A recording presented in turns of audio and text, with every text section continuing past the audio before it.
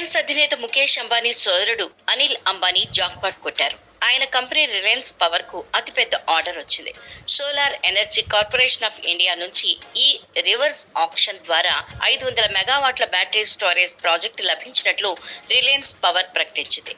ఆ ప్రకటన ఇలా వచ్చిందో లేదో రిలయన్స్ పవర్ షేర్లు పైకి ఎగబాకాయి. సోమవారం రిలయన్స్ పవర్ షేర్లు అప్పర్ సర్క్యూట్ ను తాకాయి. ఆ రోజు రిలయన్స్ పవర్ షేర్ 30 రూపాయల వద్ద ప్రారంభమైంది.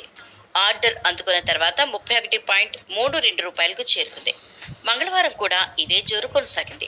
మార్కెట్ ప్రారంభమైన వెంటనే 31.51 రూపాయలకు చేరుకుంది.